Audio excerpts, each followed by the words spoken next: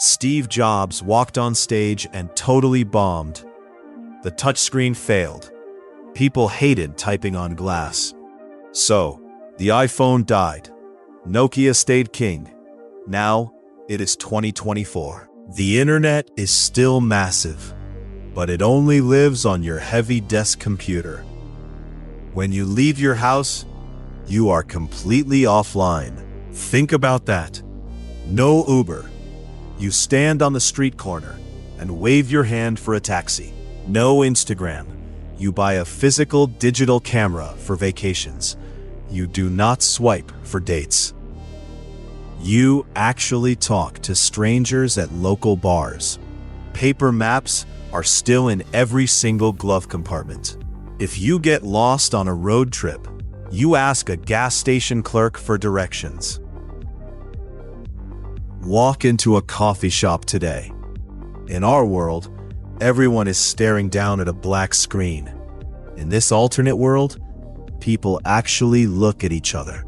They make eye contact. They talk. They laugh. But there is a massive downside to this offline life. Without mobile GPS, emergency response times are 40% slower. That is a lot of lives lost. Without banking apps, millions of poor people remain completely unbanked. You cannot work from a beach anymore. You are chained to a wooden office desk. We traded ultimate convenience for mental peace. Is that a trade you would actually make? If you had to choose right now, would you throw your phone in the river to get that offline world back? Or are you too addicted to the glowing screen in your hand right now? Steve Jobs stood on stage in 2007 and watched his biggest invention completely bomb. That is the history we almost lived through. On January 9th, thousands of excited people packed a San Francisco auditorium. The lights went down. Jobs walked out in his iconic black turtleneck. He showed off a sleek device with a giant glass screen. No physical buttons. It played music, browsed the web, and made phone calls. In our timeline, that exact moment changed the world forever. But in this alternate reality, the reaction from the crowd is dead silent. When the first units finally hit store shelves, the price tag is $500. People look at the screen and laugh. It has no physical keyboard. The battery dies in less than 4 hours. Business professionals hate it because they cannot type emails fast enough. Ordinary consumers ask one simple question: why do I need the internet in my pocket? After all, everyone already has a computer at home. They have another one at work. The mobile phone is just for calling and texting. That is more than enough. So, the sales completely stall. Apple sells a few thousand units to tech enthusiasts, but the mainstream hype dies within weeks. This massive failure changes the entire tech industry overnight. Competitors like Samsung, Motorola, and Nokia look at the terrible numbers. They immediately cancel all of their secret touchscreen projects. They decide that normal people do not want pocket computers. They go back to making classic phones better. They make them durable. They give them physical buttons that click. They build batteries that easily last a full week. Then comes 2008, the year that should have changed society. In our world, Apple launched the App Store. It created a $1 trillion economy. It gave us Uber, Instagram, and mobile gaming. But in this timeline, the App Store is a total ghost town. Software developers do not want to build apps for a tiny audience. Venture capitalists refuse to fund mobile startups. The App Store launches with a basic calculator, a calendar, and a simple block stacking game. Nobody downloads them. Within 18 months, Apple quietly shuts the project down. The message to Silicon Valley is loud and clear. So, where does the innovation go? It goes directly into laptops. Netbooks become the biggest trend on Earth. Portable computers appear in cafes, airports, universities, train stations. People still want access to the internet. Mobile phone manufacturers focus on durability. A phone battery lasts for days, sometimes an entire week. One teenager in London carries 3 devices in his backpack: a mobile phone, a digital camera, and an MP3 player. His friend laughs. Wouldn't it be easier if one device did everything? He shrugs. Maybe. Meanwhile, social networks continue growing, but differently. People check them from computers, before school, after work, in the evening. When they close the laptop, the social network stays behind.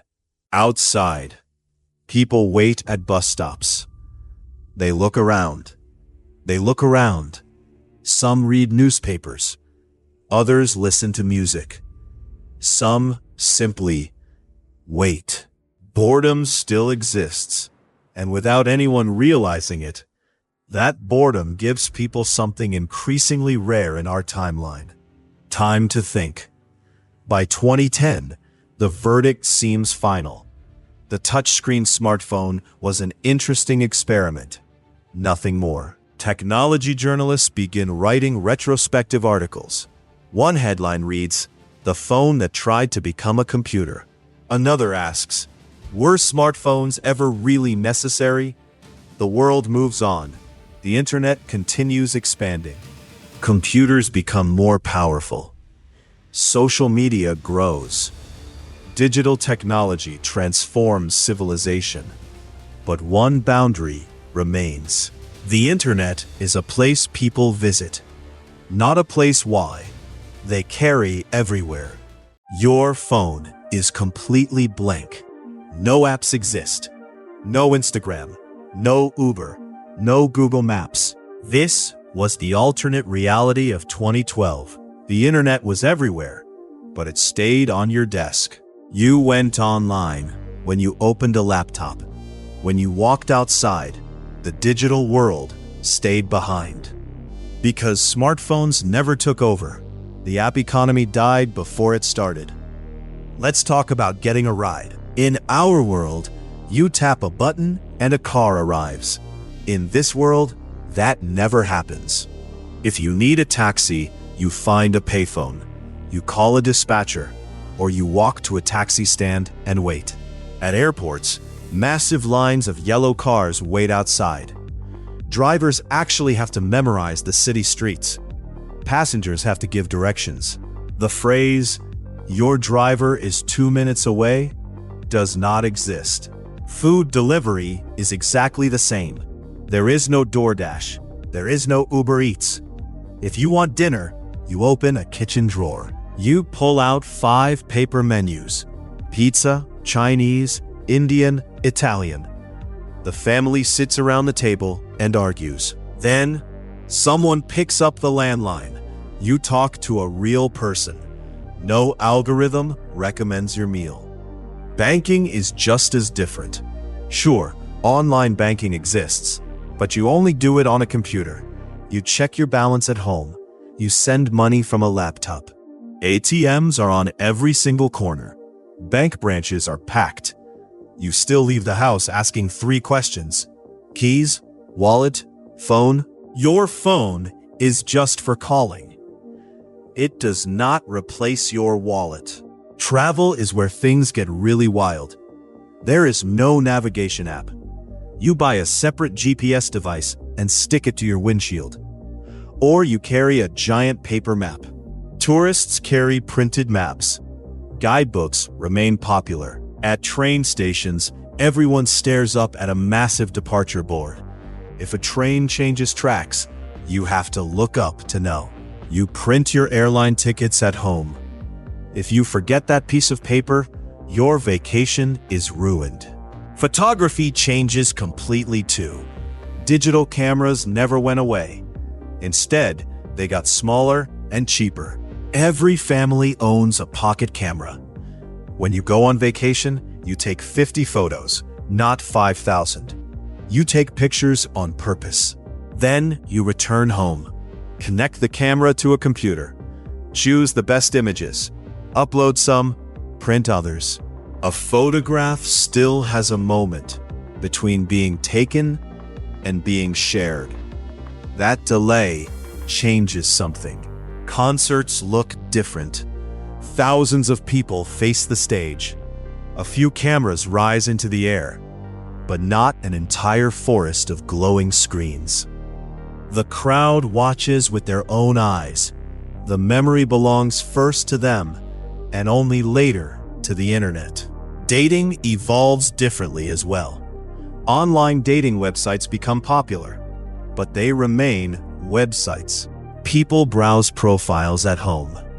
Messages may take hours to receive a reply, sometimes an entire day. There is no swiping while waiting for the bus.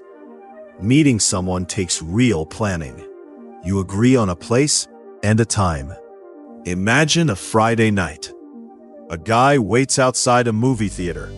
His date is 15 minutes late. He checks his phone. No messages, no live location, no little dot moving on a map. He just has to wait. Finally, she walks around the corner. She says the train was delayed. He smiles and says he thought she stood him up. They walk inside together. Some things never change. Meanwhile, technology companies search for the next major market. Without apps, investment flows elsewhere. Desktop software becomes incredibly sophisticated. Websites become more powerful. Laptop computers become lighter and cheaper. Public Wi-Fi spreads through cafes, libraries, airports, and universities. But using the internet still requires a deliberate action. You open the computer, you connect, you do your work, then you close the screen, and you leave. By the middle of the decade, something unexpected becomes clear. People in this world spend enormous amounts of time online, but not every moment. Work has boundaries. Entertainment has boundaries. Social media has boundaries. A notification cannot follow someone into every room. The digital world is powerful, but humans have not surrendered every quiet moment to a screen. Would you trade your smartphone for this world? Or are you too hooked on the screen in your pocket? Your phone has 0 apps, no Instagram, no TikTok, nothing. This actually happened back in 2015. Social media was massive. Millions of people used it. But it only lived on your computer. You checked Facebook before work. You logged off, you closed the laptop, and the conversation stopped. Notifications had to wait, and they did. There was no feed in your pocket, no urge to check your screen while walking. The internet wanted your attention, but you had to sit down to give it. This single rule changed everything. Take photos, for example. Sharing a picture took real work. You needed an actual camera. You had to go home. Plug the camera into the computer. Upload the files. Because it was hard, people shared less.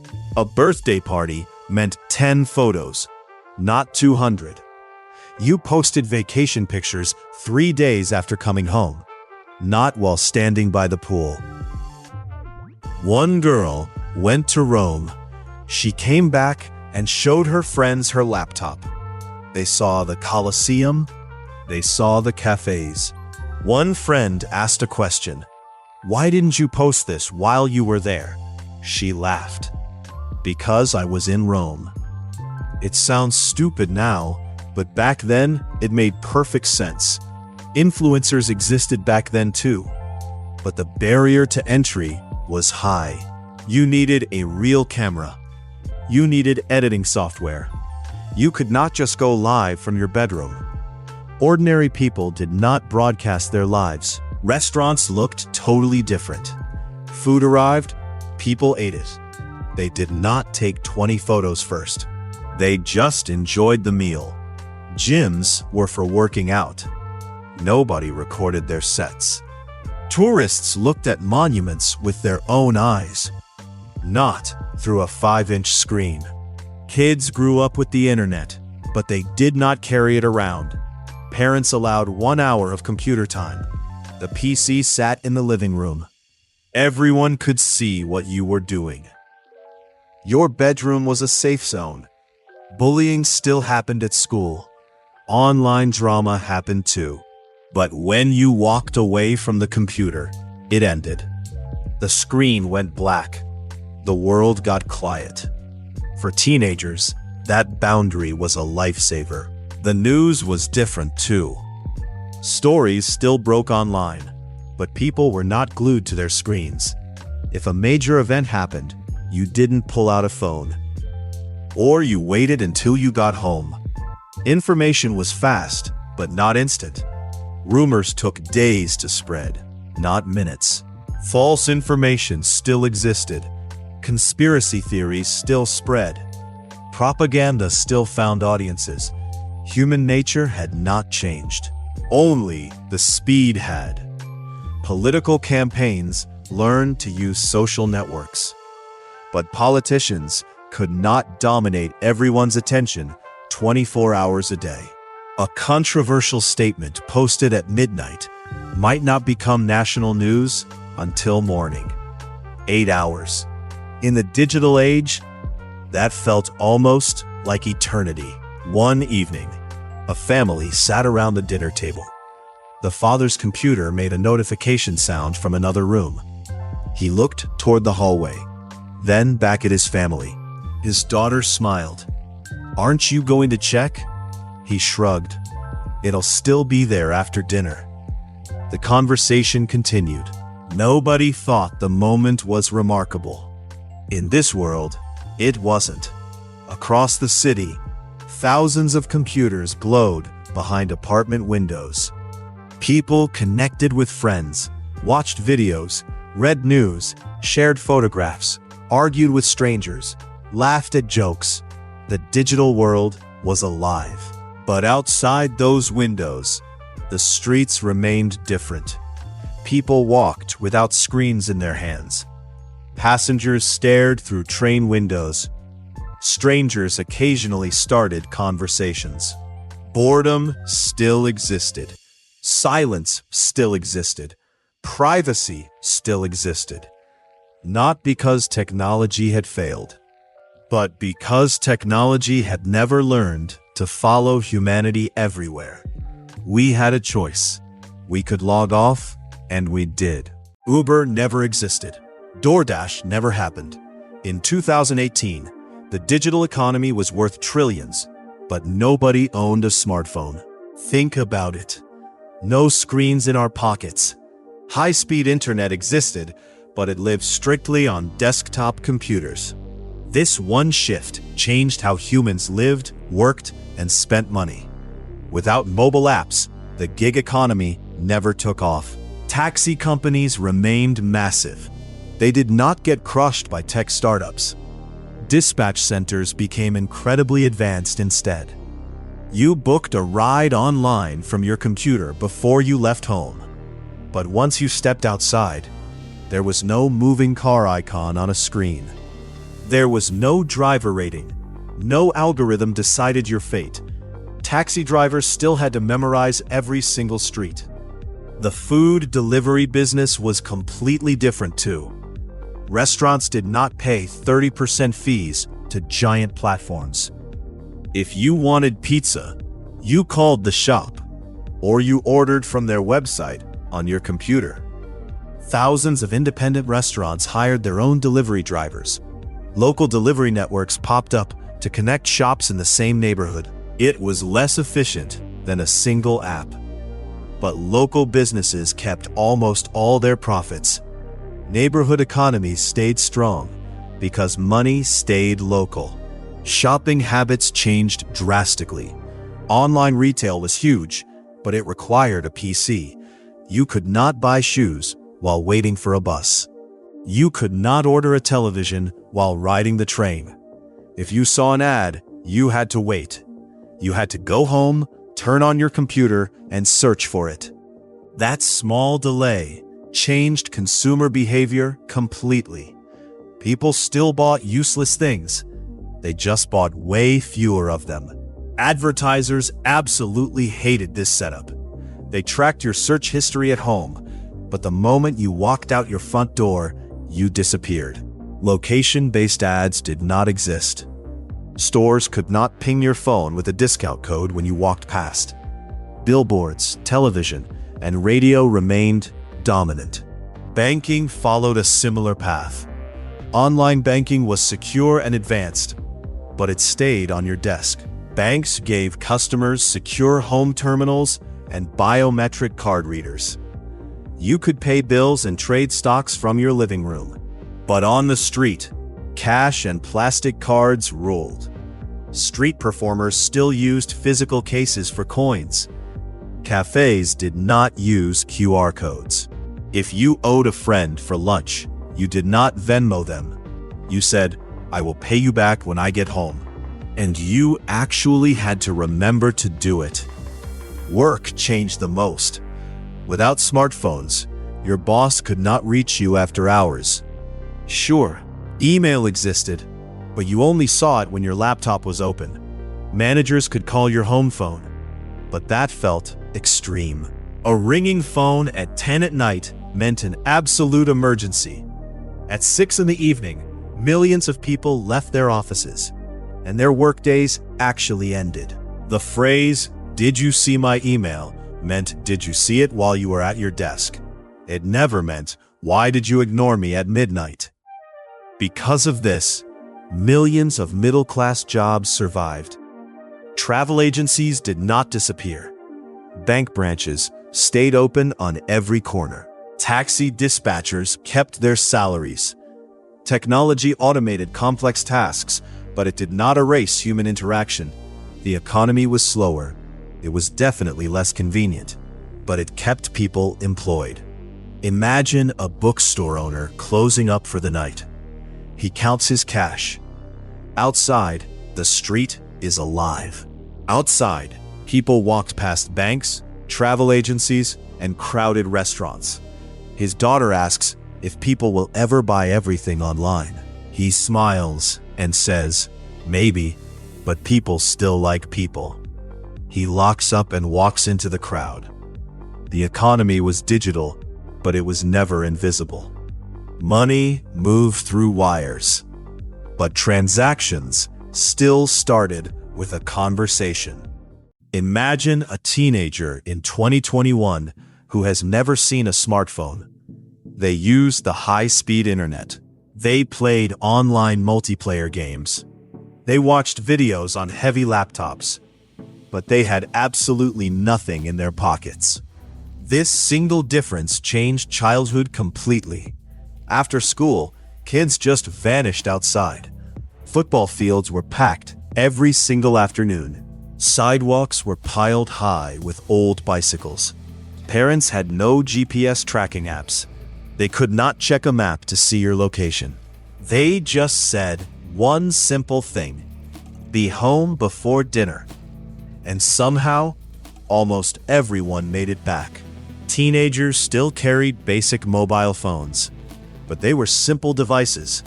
They had incredible batteries that lasted a week. You could call and text, maybe take a quick blurry photo. It was enough to stay safe. It was not enough to steal your entire day. This meant boredom was still a real thing, and that quiet time changed how people behaved. Waiting for a bus meant staring at the street. Standing in line meant looking at other people. Your mind had to wander. You noticed the architecture of the city. You noticed the changing weather. Sometimes you even talked to strangers. On a quiet train, a young guy sat across from a woman. She was reading a physical paperback book. After 20 minutes of silence, he finally spoke. "Is that book any good?" She looked up and smiled. They talked for 3 straight hours. Years later, those two got married. They told their kids they met because they were bored. Dating in this world did not happen on apps. You met people through friends, jobs, or college. Online dating existed, but you used a computer at home. You did not have endless options in your pocket. Relationships moved much slower. Rejection still hurt, but it stayed private. You did not see your ex online every day. Even live music felt totally different. When the lights went down, thousands looked at the stage. A few people had small pocket cameras, but mostly they just watched. When their favorite song played, they sang along. They did not try to capture it. The memory was temporary. That made it feel incredibly valuable. Vacations were different too. You used paper maps. You rented big GPS boxes for your car. Getting lost was very common. But sometimes, getting lost was the best part. One family in Rome took a wrong turn. They stumbled onto a tiny restaurant. There were no online reviews, no star ratings. They went inside because it smelled amazing. 20 years later, they still talk about that dinner. At schools, teachers faced different problems. Students still became distracted. They whispered. They drew pictures, looked through windows, passed notes. But classrooms were not filled with hidden screens beneath desks. There was no endless battle against notifications. During breaks, school corridors became loud, very loud. Children actually had nothing else to do except talk. Bullying still happened. Loneliness was still real. This was not a perfect world. But social pressure had a hard boundary. A bad moment at school stayed at school. It did not get filmed and uploaded. You could go home and lock your door. You had space to breathe. One night, a teenager sat on a balcony with her dad. She was crying about a fight with her friends. Her dad asked a simple question. Did they call the house? She said no. He smiled and pointed at the sky. Then tonight, they do not exist. Tomorrow will happen tomorrow. Enjoy the quiet evening. When the sun went down, the city went quiet. Bikes were left outside. Fields were empty. Friends said goodbye with real words, not emojis. People closed their doors. They watched TV, read books, or just slept. The social world paused. Because in this world, people still knew how to disconnect. End transcript. Wait, I think the above script ends earlier. For the user script, the final line is the ability to truly disconnect. But nobody is walking while staring at a glowing rectangle. If you look at the sidewalks, something is missing. People carry mobile phones, but they are tiny. They are simple plastic blocks. If you drop one from a balcony, you only worry about the floor. The phone will survive. In this version of 2026, the computer is still the king. Homes have powerful workstations. But the very second that laptop lid snaps shut, the digital world vanishes. The internet cannot follow you outside. It lives inside hospital systems, car engines, and heavy office computers. At home, people use AI assistants to write documents and plan trips. Instead, taxi companies use massive automated dispatch networks. You book a ride through public street kiosks, or you use a telephone. Because of this, shopping streets are incredibly alive. Online shopping is still huge. Automated warehouses ship packages across the country in hours. But physical stores are packed. When people leave home, they cannot carry the global marketplace in their pockets. If you walk past a bookstore, you actually look at the window. There is no wall of glowing screens blocking the view. Professional photographers take the photos. The crowd just watches the show. Travel is different too. Tourists carry dedicated cameras. Some are smaller than a wallet, but they take beautiful photos. People use separate GPS units for navigation. One afternoon, a tourist arrives at the train station in Berlin. Suddenly, his GPS battery dies. He has no map. He has no internet connection. For a moment, he is completely lost. Then he spots an old man nearby. He walks over and asks for directions to the Brandenburg Gate. The old man smiles. He is walking that way too. They walk together for 15 minutes. They talk about where the tourist is from. They talk about why he is visiting. When they reach the gate, they shake hands and say goodbye. They never exchange social media profiles. They never take a selfie. Schools are still highly advanced. Classrooms are full of computers and AI tutors. But when the bell rings, the laptops close. The hallways explode with loud voices, laughter, and high school drama. No one is staring at a screen in the corner. Work has strict boundaries. At 6 in the evening, millions of people shut down their computers. Emails keep arriving, but nobody sees them until the next morning. If something is truly an emergency, someone calls your phone. And because phone calls are rare, people actually answer them. Evening begins. Families return home. Restaurants fill. Parks remain busy. People walk dogs. Children ride bicycles. Couples sit beside rivers. Some people are lonely. Some are stressed. Some are unhappy. This world is not perfect. It never was. Removing one technology did not remove human problems. But it changed where those problems could follow people. As darkness settles over the city, millions of computers continue glowing inside homes. The internet is still powerful and essential. But outside on the streets, it has no power. The parks belong to people. The dinner tables belong to people. They did not reject technology. They just refused to let the digital world live inside their pockets. Your phone is stealing 4 hours of your day, every single day. That is 86 days a year, gone. We think this piece of glass was inevitable. It feels like we had to end up here. The telephone, the television, the computer, the internet, and then the smartphone. But history does not just happen. It is made of small choices. Products that failed, risks that did not pay off, moments where millions of people looked at a device and said no, or said yes. In our timeline, the smartphone won. It is the most powerful tool ever made. Billions of us carry one. We use it to talk across the ocean. We use it to find restaurants instantly. We capture memories. We pay bills. We even work from the beach. It did not just change our tools.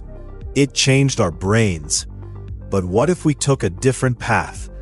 Imagine a world where the smartphone never happened. Not a world without computers. Not a world without the internet. Not a world without artificial intelligence. All of those things still exist in this other timeline. On a desk, inside an office, in a living room, in a library, places you walk into and places you walk out of. Would that world be better? Maybe. Would it be worse? Definitely. Emergency alerts would take hours to reach you. Finding your way around a new city would require a paper map. Travel would take days of planning. Thousands of businesses would go bankrupt overnight. Convenience has a massive price, but so does constant connection. Without a screen in your pocket, things change. You do not check your email while walking down the street. You do not text your boss while eating dinner. People might actually talk to each other. Kids would play outside without a camera pointed at them. Concerts would be dark. not a sea of glowing screens. Work would stop following you home, and boredom would come back. We hate being bored. We do everything we can to avoid it. But boredom does something important. It creates empty space. Space to think, time to look around, room to notice the actual world, space to imagine, a chance to talk to the person sitting right next to you. A young man sits in a train station late at night. He is 24 years old. His train is delayed for 45 minutes. He has no phone. There is nothing to scroll, no notifications, nothing to refresh. At first, he is angry. His boot taps on the cold tile. He stares at the ceiling and sighs. He wants to escape this moment, but there is no exit. Then, he looks around. Across the platform, a mother reads a book to her kid. Two old friends are laughing over a thermos of coffee.